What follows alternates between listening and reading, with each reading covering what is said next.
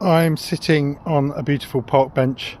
The boiling hot sun has gone from Brighton, has gone from the UK, and you're watching Paul Levy, the editor and actually founder of FringeReview, which has been around since 2006, and our home city is Brighton, though we cover Fringe all over the world. And I've got this in my hands, if you haven't picked one up. This is the Brighton Fringe programme. I don't know if that's coming out back to front on my video settings. And there is a print programme back this year, which can be controversial in the ages of sustainability. But you can also go to brightonfringe.org, and also FringeReview and other publications cover the Fringe too. But I'm just browsing through this programme, and this video is for those of you that are new to going to Brighton Fringe. You might just be down for a day, you might be down for longer, you might live in the city and just haven't really taken in the Fringe. Not to mention, of course, Brighton Festival that is happening in May as well. But if you haven't picked up this programme before, it's organised in a way that you would also find at other Fringe festivals, and it's not, I would say, in any particular order of importance either. And as I'm browsing through this, you've got kind of different types of shows to go and see, and they're organised under what I think you might call genres. And so it begins with, I'm just wondering, I think it might be in alphabetical order this year. I think it is. But so we've got cabaret and variety to start with, which is a big, broad topic. So you will often find under this heading is if you are looking literally for a cabaret show. So we are talking music. We might be talking musicals. You might even find under here opera. That can be in other genres too, but you'll particularly find cabaret shows. And cabaret shows are often where you might not be sitting in rows, you might be sitting around a table, you might bring a bottle of wine or a bottle of juice to your table, you might be able to get food in some of the venues too. Some of them will be in large kind of pop-up venues, which is what you might find, for example, in the Spiegel Gardens Wunderbarn. But there are other smaller venues in Brighton too that are listed here. There's a circus venue, but for example, the pub the Carolina Brunswick has listed a show here as well. And that's in the Free Fringe. But other cabaret spaces like the Ironworks Studios are listed, the Rotunda, Half a Camel's another one. But what you're essentially going to find is not traditional theatre, not just stand-up comedy, but you might find there are cabaret acts. You might find there's magic and mentalism going on here. There are titles like Music, Mayhem and Mezzo, the Moulin Bouge. We've got Lionhouse Cabaret, which is actually a cabaret, really successful, an award-winning venue in somebody's house up near Queen's Park. But so we begin with cabaret and variety shows. I think I mentioned, so things like it might be a tribute to a particular famous person or a genre, tributes to the movies. You'll often find this kind of, in some ways, anti-cabaret, where it's playing with the form. And actually you'll find it sort of turns cabaret on its head as well. And so there's a few pages here before we head into, and this is definitely in alphabetical order, and that was in, I think, kind of purpley pink. This is in green. This is children and young people. And a lot of the shows, when I look, are happening towards the last week, though certainly not all of them, but we head towards half term, I think, for a lot of people. So a lot of the shows are listed then, but I'm seeing there are shows here 17 and 18. Some are literally for babies, there's baby discos. Some are for toddlers, and you could go and see Puss in Boots, you could go and see fairy tales and so on.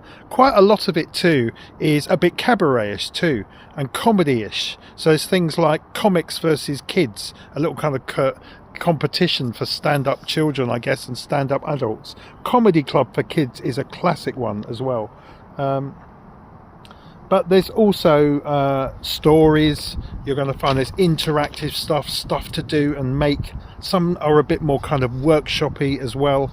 Puppetry is a big fan too. Sometimes you might find there's lots of comedy. Children like making loud noises and hearing, farts and burps and so on. That can happen. But sometimes you can go deeper into a real magic bit of theatre for kids as well, and that's in children and young people.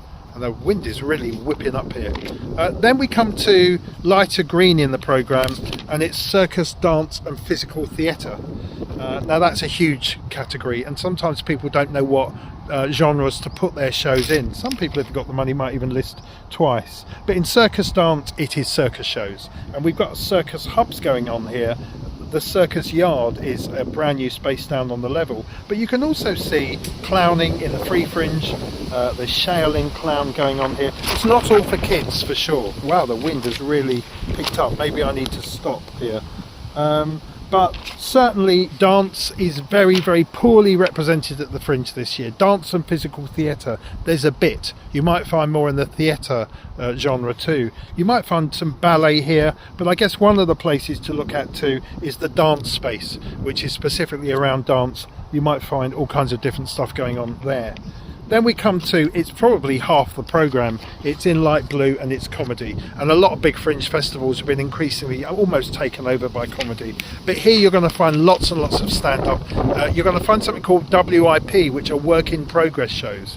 And that's where people are trying out new material. And those shows are probably likely to be free in the part of the Free Fringe from Laughing Horse Comedy. But equally, there are some big names going on here. But I would say it's good to find new work. It's good to find solo stuff. But you'll find there were several acts. You might find game shows. You'll find comedy, improv, murder mystery, whodunit, improvised.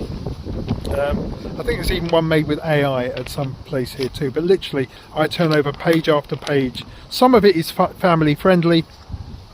Quite a lot of it is in venues like Comedia, which is a year-round comedy venue.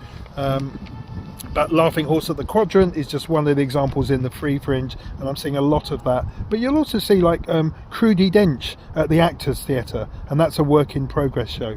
Secret comedy clubs. There's even, was it Christian Hendrickson? And I'm just trying to read that.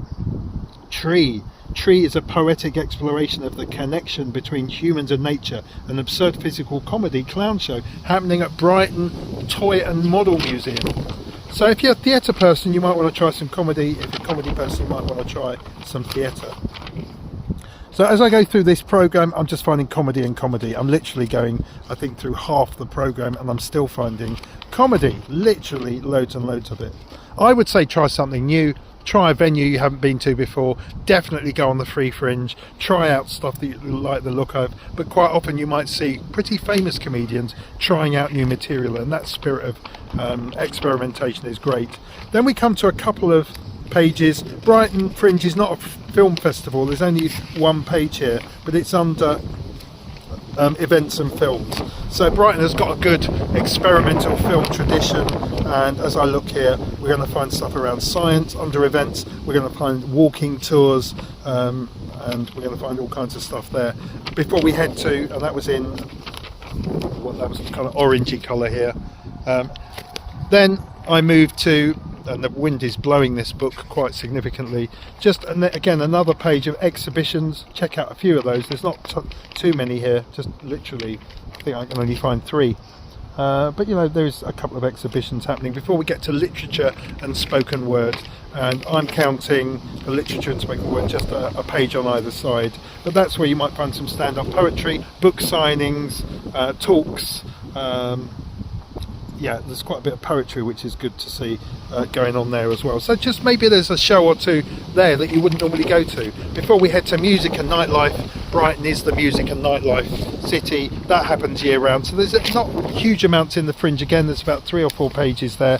And that will probably overlap a bit with some of the cabaret. So look in both of those if you're looking for cabaret. But we've got piano recitals going on here, the blues, we've got Sussex Symphony Orchestra going on, we've got various concerts here. You might find some classical music, 60s stuff, stuff happening in the day, stuff happening in the evening. There's a few pages of that. In fact, there's 4 or 5 pages. And nightlife means stuff happening late at night as well. And check out Brighton's late night shift and you'll find some stuff there in the Fringe.